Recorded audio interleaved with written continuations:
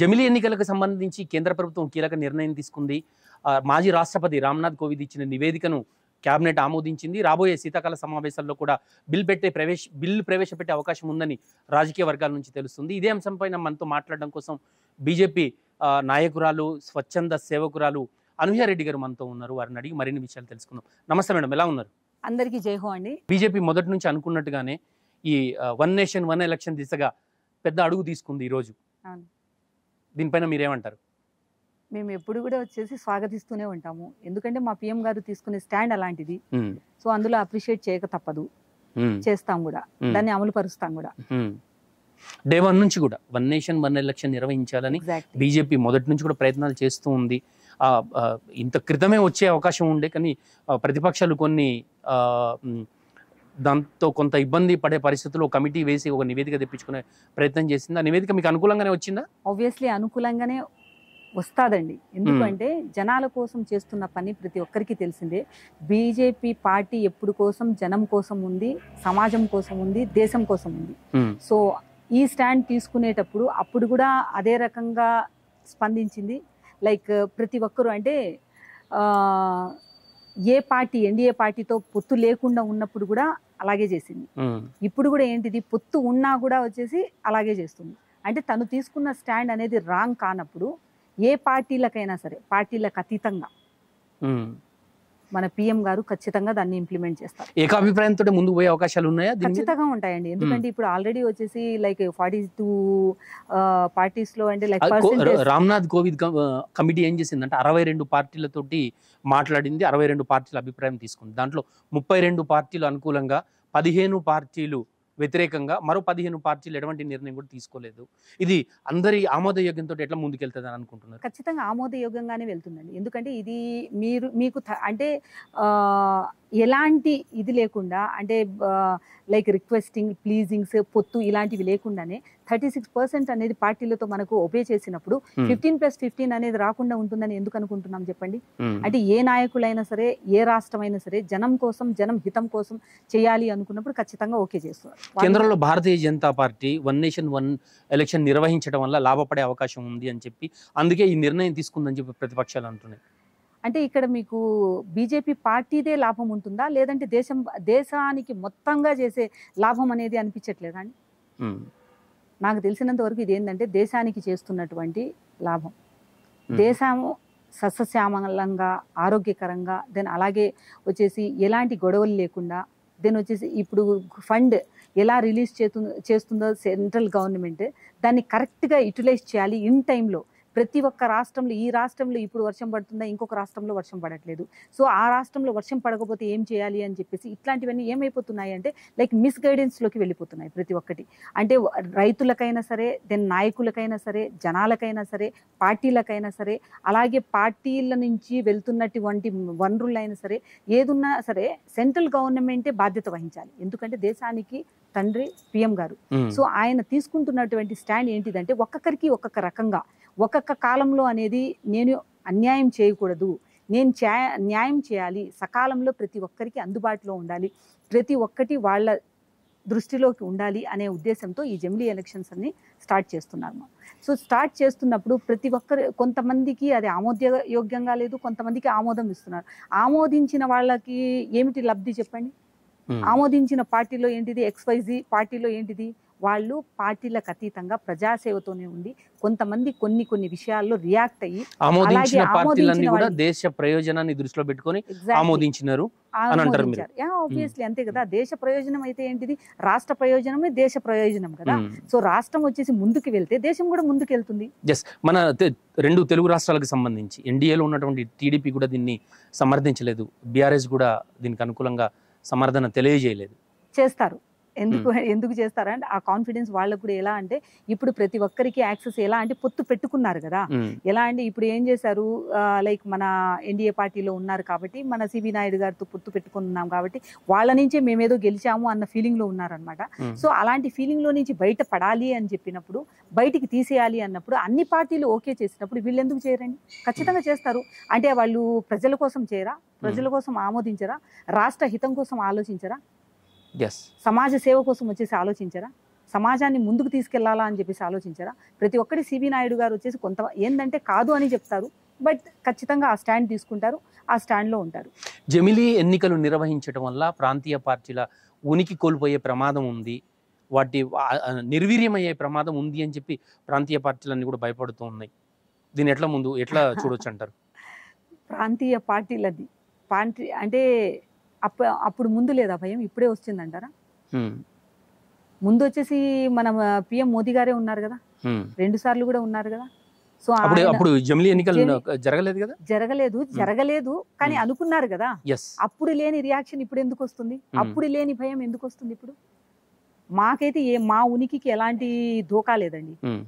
ఒక సర్వే చెప్తుంది, ఒక సంస్థ సర్వేలో ఏం చెప్పింది అంటే, శాసనసభ ఎన్నికలు పార్లమెంట్ ఎన్నికలు ఒకటేసారి జరిగితే రాష్ట్ర విషయాలు పట్టించుకోరు జనాలు, సెంట్రల్కి సంబంధించిన విషయాలే, దేశానికి సంబంధించిన విషయాల మీదనే దృష్టి ఉంటుంది, ఓట్లన్నీ కూడా దేశం వైపే పడతాయి, దేశంలో ఉన్న సమస్యలు వాటి గురించి దేశ పార్టీలకు సంబంధించి నేషనల్ పార్టీలకే ఓట్లేసే అవకాశం ఉంది అని చెప్పి ఒక సర్వే 70% ప్రజలు ఇదే అభిప్రాయాన్ని తెలియజేసినట్లుగా సర్వే చెప్తున్నది. అంటే నాకు తెలిసినంత వరకు సర్వేలన్నీ కరెక్ట్ కాలేదని మీకు కూడా తెలుసు అనమాట ఇప్పటి వరకు.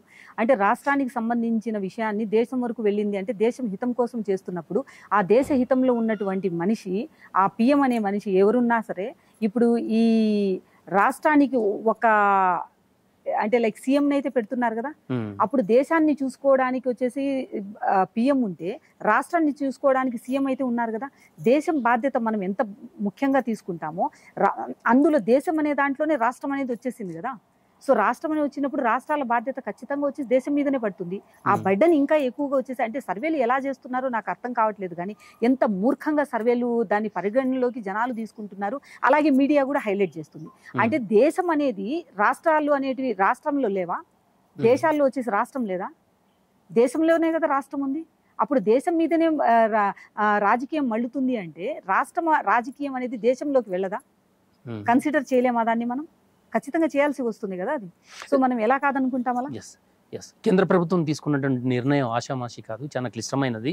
జమిలీ ఎన్నికలు నిర్వహించాలి అని అంటే ఇప్పుడు చాలా ఇవి ఉన్నాయి, మహిళా రిజర్వేషన్ కావచ్చు, దాన్ని ఆమోదించడం, దాన్ని ఇంప్లిమెంట్ చేయాలి, డీలిమిటేషన్ చేయాలి, జనగణన చేయాలి. ఇవన్నీ చేసిన తర్వాతే జమిలీ ఎన్నికలకు పోవాల్సిన పరిస్థితి ఉంది. ఇవన్నీ చాలా క్లిష్టమైన పరిస్థితి. అసలు మీరు ఎట్లా ఈ ఎన్నికలు నిర్వహించబోతున్నారు అది జనానికి చెప్పాల్సిన అవసరం ఎంతైనా ఉందని కేటీఆర్ గారు కూడా అంటున్నారు. ఖచ్చితంగా చెప్పే చేస్తారండి. ఎందుకంటే ఎలా చేస్తున్నారు, ఎలా ఇంప్లిమెంట్ చేస్తున్నారు అనే దానికంటే దానికి ఆ సర్వేలో దానికైనా సరే, దాని వచ్చేసి అలాంటి అధిపతులైనా సరే, దాని అలా రాష్ట్ర అంటే ఆఫీసర్స్ని అలాంటి టీంలని పెట్టే ఖచ్చితంగా చేస్తారు. ఇంతకు ముందు చేసినటువంటి ఇంప్లిమెంట్ చేయలేదా?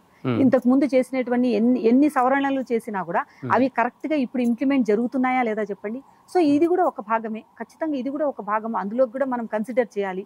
సో ఇప్పుడు మనకు సోకాల్ పార్టీస్ వాళ్ళు ఏది చెప్పినా కూడా వాళ్ళ పార్టీ ఉనికిని చాటుకోవడానికి చెప్పాలే కానీ వాళ్ళు లైక్ లాజిక్ గా చెప్తే ఏది కుదరదండి. ప్రాక్టికల్లోకి రావాలి, ప్రాక్టికల్ గా వచ్చి దానిలో ఉండేటువంటి కష్టాలేంటి, నష్టాలేంటి, దాంట్లో ఉపయోగాలు ఏంటిది అని చెప్పేసి ఆలోచించుకోవాలి తప్ప ఏది పడితే అది మనం మాట్లాడేస్తున్నాం.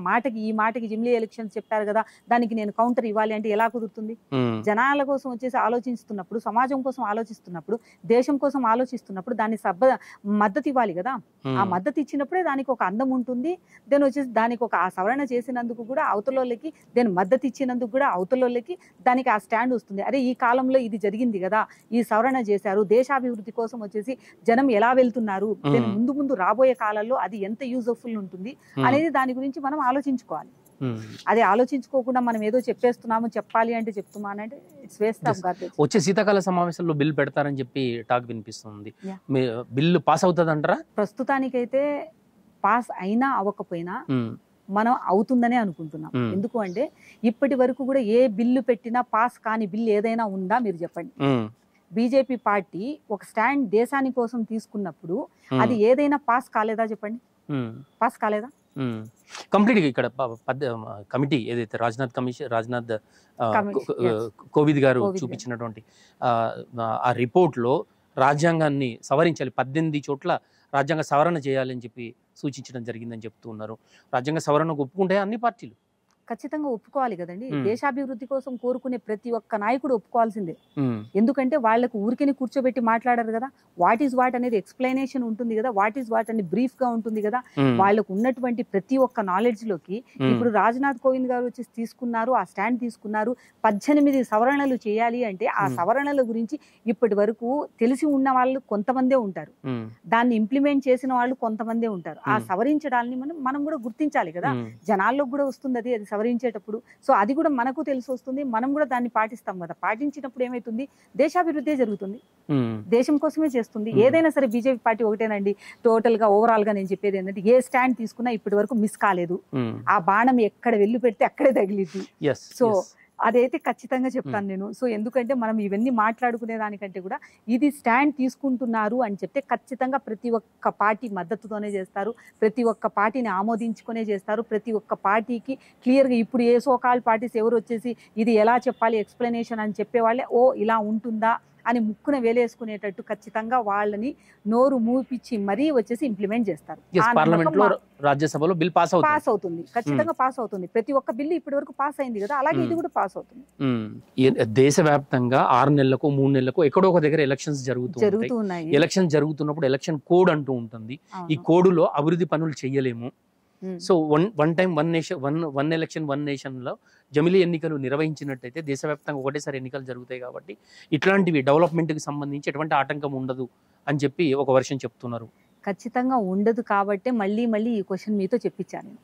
ఎందుకంటే మీ క్వశ్చన్ ని మీతోనే రిపీట్ ఎందుకు చేయించాను అంటే ఖచ్చితంగా ఉండదు. ఎందుకు ఉండదు అంటే ఇప్పుడు చూడండి, దేశాభివృద్ధి కోసం చేయాలి అనుకుంటున్నప్పుడు ఇప్పుడు ఒక రాష్ట్రంలో ఎలక్షన్స్ జరుగుతున్నప్పుడు ఒక్క బీజేపీ పార్టీయే పార్టిసిపేట్ చేయదు కదా, ప్రతి ఒక్క పార్టీ పార్టిసిపేట్ చేస్తుంది కదా. పార్టీ పార్టిసిపేట్ చేసినప్పుడు ఇప్పుడు తెలంగాణ నుంచి సపోజ్ మహారాష్ట్రలో ఉంది, మహారాష్ట్ర నుంచి ఇక్కడికి కొంతమందిని ఇన్ఛార్జీలుగా వేస్తారు, అక్కడి నుంచి కొంతమంది ఇక్కడ జరుగుతున్నప్పుడు వస్తారు. సో జరుగుతున్న తరుణంలో ఏమైతుంది అంటే ఇక్కడ వాళ్ళు అక్కడ వాళ్ళు ఇక్కడ షఫుల్ అయ్యి ఒకరికొకరు సహాయం చేసుకుంటూ పార్టీని ఎలా ముందుకు తీసుకెళ్ళాలి, దెన్ వచ్చేసి అలాగే ఎలక్షన్స్ కమిటీలో ఉన్నటువంటి ప్రతి ఒక్కరిని దెన్ ఎలక్షన్స్లకి దెన్ జనాల్ని ఎలా లైక్ వచ్చేసి పోలింగ్ బూత్ వరకు తెప్పించాలి అనేటువంటి ఎవరి స్టంట్లు వాళ్ళు చేస్తూనే ఉంటారు. ఆ స్టంట్లు చేస్తున్నప్పుడు ఈ వనరులు ఎంత ఖర్చు అవుతూ ఉంటాయి మీరు ఆలోచించండి. సో అదే విధంగా వచ్చేసి జనాలకి ఎంత టైం వేస్ట్ అవుతూ ఉంటుంది అదే ఆలోచించండి, ఎంత పొల్యూషన్ డ్యామేజ్ అవుతూ ఉంటుంది ఎలా ఆలోచించండి మీరు. సో అవన్నీ దృష్టిలో పెట్టుకొని ఏం చేస్తున్నారు అంటే ఒకటేసారి జమిలీ ఎలక్షన్స్ చేశారే అనుకోండి, ఓకే ఫైన్, ప్రతి ఒక్కరు ఎవరు ఉన్న చోట వాళ్లే ఖచ్చితంగా వాళ్ళ ఓటింగ్ బ్యాంకింగ్ పెంచుతారు, అలాగే వాళ్ళ లీడర్లు వాళ్ళు జనాలకి అందుబాటులో ఉంటారు, అందుబాటులో ఉండాలి. అలాగే దీన్ని ఏం చేయాలి అంటే లైక్ జరుగుతున్నటువంటి లైక్ ఎక్స్పాండింగ్స్ దెన్ వచ్చేసి జరుగుతున్నటువంటి లైక్ ప్రొఫెషనల్గా అయినా సరే, పర్సనల్గా అయినా సరే, లైక్ వచ్చేసి రాజకీయంగా అయినా సరే, సామాజికంగా అయినా సరే ఏవేవి జరుగుతున్నాయో ఆ నాయకుల దృష్టిలోకి వెళ్తాయి. సో అవన్నీ సవరణలు చేసుకుంటూ వాటిని అభివృద్ధి చేసుకుంటూ ప్రతి ఒక్క నాయకుడు వాళ్ళ కాన్స్టిట్యున్సీలోనే ఉండి ఖచ్చితంగా చేస్తారు అనే నెపంతో తీసుకున్న స్టాండ్ని ప్రతి ఒక్కరు మా వాళ్ళు స్వాగతిస్తున్నారు. జమిలీ ఎలక్షన్స్ అనగానే అసెంబ్లీ ఎన్నికలు, పార్లమెంట్ ఎన్నికలు ఒకటేసారి జరగాలి, ఇవైనా 100 రోజుల్లో స్థానిక సంస్థల ఎన్నికలు జరగాలి. ఈ వ్యవస్థ అంతా ఈజీగా చేయగలమా?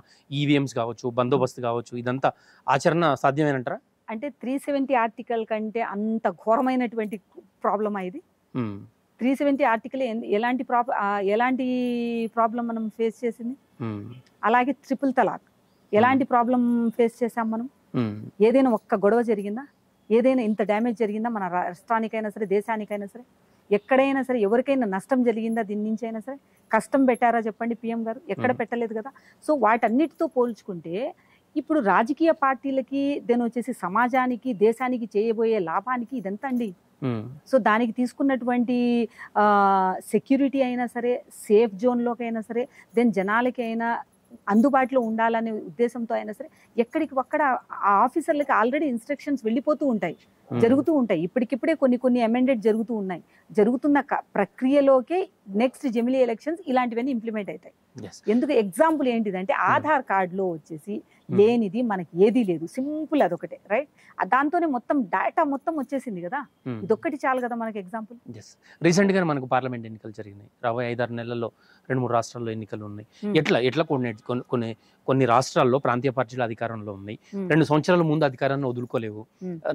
5 సంవత్సరాల టర్మ్ దాటిన తర్వాత సంవత్సరం 6 నెలల్లో ఉండాల్సిన పరిస్థితి ఉంటది, రాష్ట్రపతి పాలన పెట్టి చేస్తారా? ఎట్లా దీన్ని ముందుకు తీసుకుపోతారు? అది మీరు నేను మాట్లాడుకుంటే జరగదు బ్రదర్. ఎలా అంటే అది అధిష్టానం తీసుకునే స్టాండ్, అంటే జనాలకి జనహితం కోసం వచ్చేసి తీసుకునే స్టాండ్ కాబట్టి దానికి మన ఎక్స్పీరియన్స్ సరిపోదు, దెన్ వచ్చేసి మన అంచనా సరిపోదు.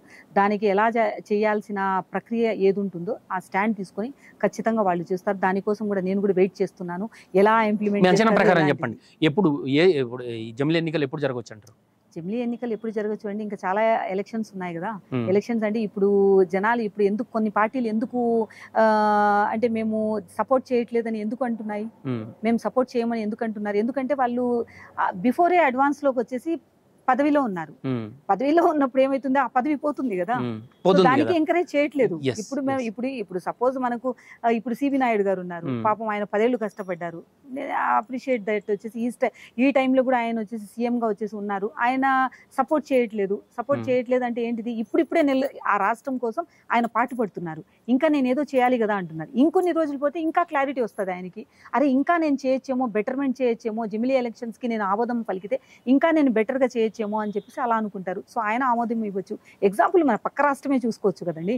సో ఇట్లాంటివన్నీ ఏం జరుగుతాయంటే, ఇవి ఆమోదించాలి అనుకున్నప్పుడు దానికి అంటే ఎత్తుకి పై ఎత్తు వేసే వాళ్ళు ఉంటారు అనమాట. పై ఎత్తు వేసే వాళ్ళు మన పిఎం గారు ఉన్నారు, సరిపోతుంది కదా, వేస్తున్నారు. సో ఆబ్వియస్లీ ఏంటిదంటే వీళ్ళందరికీ ఒకటే ఆన్సర్ ఏంటిది అంటే, ప్రతి ఒక్కరు ఓకే మీరు చేసుకుంటే పని చేసుకుంటూ వెళ్ళండి, ఆయన ఇంప్లిమెంట్ చేసేది ఆయన ఇంప్లిమెంట్ చేస్తూ ఉంటాడు.